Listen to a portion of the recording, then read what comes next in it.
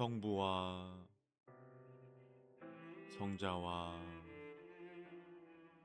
성령의 이름으로.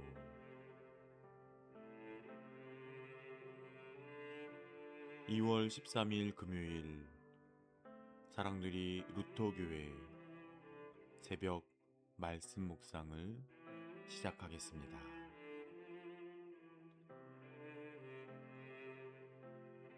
오늘 말씀은 마태복음 13장 18절에서 30절까지의 말씀입니다. 너희는 이제 씨를 뿌리는 사람의 비유가 무슨 뜻을 지녔는지를 들어라. 누구든지 하늘나라를 두고 하는 말씀을 듣고도 깨닫지 못하면 악한 자가 와서 그 마음에 뿌려진 것을 빼앗아 간다. 길가에 뿌린 씨는 그런 사람을 두고 하는 말이다. 또 돌짝밭에 뿌린 씨는 이런 사람이다.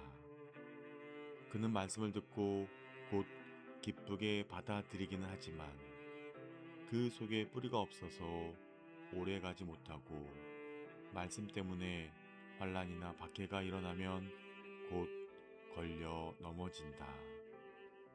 또 가시덤불 속에 뿌린 씨는 이런 사람이다. 그는 말씀을 듣기는 하지만 세상의 염려와 재물의 유혹이 말씀을 막아 열매를 맺지 못한다. 그런데 좋은 땅에 뿌린 씨는 말씀을 듣고서 깨닫는 사람을 두고 하는 말인데, 이 사람이야말로 열매를 맺되 100배 혹은 60배 혹은 30배의 결실을 낸다. 예수께서 또 다른 비유를 들어서 그들에게 말씀하셨다. 하늘나라는 자기 밭에다가 좋은 씨를 뿌리는 사람과 같다. 사람들이 잠자는 동안에 원수가 와서 밀 가운데에 가라지를 뿌리고 갔다. 밀이 줄기가 나서 열매를 맺을 때에 가라지도 보였다. 그래서 주인의 종들이 와서 그에게 말하였다. 주인 어른께서 밭에 좋은 씨를 뿌리지 않으셨습니까? 그런데 가라지가 어디에서 생겼습니까? 주인이 종들에게 말하기를 원수가 그렇게 하였구나 하였다. 종들이 주인에게 말하기를 그러면 우리가 가서 그것들을 뽑아 버릴까요? 하였다. 그러자 주인은 이렇게 대답하였다. 아니다. 뽑다가 가라지와 함께 밀까지 뽑으면 어떻게 하겠느냐. 추수 때까지 둘 다 함께 자라도록 내버려 두어라. 추수할 때에 내가 추수꾼에게 먼저 가라지를 뽑아 단으로 묶어서 불태워 버리라고, 밀은 내 곳간에 거두어 드리라고 하겠다. 아멘. 샬롬, 신성철 목사입니다. 오늘은 인내로 맺는 하나님의 나라의 열매라는 제목으로 함께 은혜를 나누도록 하겠습니다. 영국의 메리 1세 여왕은 1553년 즉위 후 국교를 다시 로마 카톨릭으로 바꾸고 개신교인들을 잔혹하게 박해했습니다. 4년 남짓한 통치 기간에 수백 명을 화형에 처해 피에 메리라고 불렀습니다. 그 시대의 성도들이 느꼈던 억울함과 절규는 말로 다 표현할 수 없겠지요.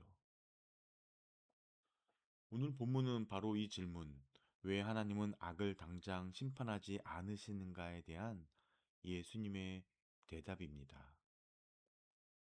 씨 뿌리는 비유의 해설과 가라지의 비유는 하나님 나라가 지금은 감추어져 있으나 마지막 날에 완전히 드러날 것을 보여주며, 그때까지 우리가 왜 인내하며 믿음을 지켜야 하는지를 교훈하고 있습니다.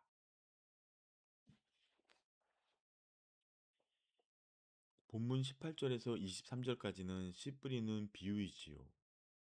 이 비유를 통해 하나님의 말씀을 받아들이고 반응하는 마음의 상태에 따라 그 사람의 삶에 말씀의 능력이 나타나기도 하고 그렇지 않을 수도 있다는 것을 본문은 이야기합니다. 길가, 돌밭, 가시떨기 같은 마음은 말씀을 쉽게 빼앗기고 환난 앞에서 넘어지고 세상 염려에 막혀서 열매를 맺지 못합니다. 그러나 좋은 땅은 말씀을 듣고 깨달아 예수님 닮은 제자의 열매를 맺습니다. 제자의 삶에서 드러난 열매는 숨겨지지 않고 반드시 나타나 다른 사람들에게 유익을 줍니다. 그러므로 말씀을 깨닫는 것은 단순한 지식의 축적이 아니라 말씀의 능력을 체험하고 순종하는 자리까지 나아가는 것이며 이것이 30배, 60배, 100배의 결실인 것입니다. 24절에서 30절까지는 가라지의 비유이지요. 세상을 비유하는 밭에 좋은 씨와 가라지가 함께 자라고 있음을 보여줍니다. 가라지의 가장 큰 특징은 위장성과 잠복성이지요. 처음에는 알곡과 거의 다르지 않지만 결정적인 순간이 되면 본색을 드러내고 알곡을 해칩니다. 그 독성은 생명을 빼앗을 수도 있을 만큼 치명적이죠. 가라지는 악한 자들의 아들들로 불법, 부정한 일을 행하는 자들을 비유합니다. 그런데 종들이 가라지를 당장 뽑겠다고 하자 주인은 추수 때까지 함께 자라게 두어라 라고 명령합니다. 이는 가라지를 뽑다가 곡식까지 해칠까 염려하신 주님의 배려이며 악인에게 회개할 기회를 주시는 하나님의 긍휼이자 성도들이 그리스도의 장성한 분량까지 성숙해지기를 기다리시는 하나님의 인내와 사랑입니다. 말씀을 깨닫고 회개의 열매를 맺었던 느헤미야 시대의 백성들처럼 우리는 말씀을 아는 것을 넘어 말씀을 살아내는 순종의 자리로 나아가야 합니다. 또한 세상뿐 아니라 교회 안에도 선한 영향력과 악한 영향력이 함께 있음을 우리는 기억해야 합니다. 메리 1세의 시대처럼 악한 권세가 득세하듯 보일지라도 우리는 주인의 명령, 추수할 때까지 그대로 두어라 라는 말씀에 순종하며 인내해야 합니다. 결국 하나님은 그 모든 악과 고통 속에서도 당신의 자녀들을 건지시고 승리하게 하십니다. 하나님의 공의를 신뢰함으로 세상의 불의 앞에서 낙심하지 마십시오. 우리는 심판자가 아니라 복음의 씨를 뿌리는 자들입니다.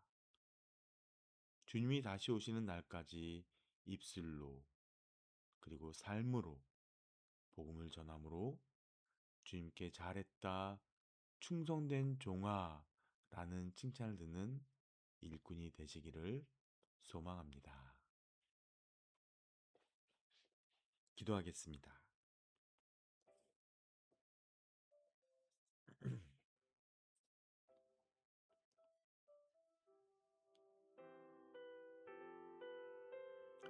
주님, 거절에 대한 두려움 때문에 전도의 씨앗을 뿌리지 못했던 우리의 연약함을 고백합니다.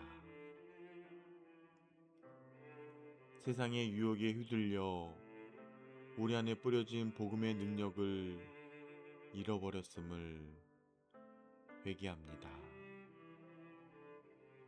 다시 복음으로 무장하게 하시며 세상 유혹과 시련 속에서 더욱 인내하며 생명의 말씀을 붙들고 전진하게 하옵소서. 예수님의 이름으로 기도합니다. 아멘.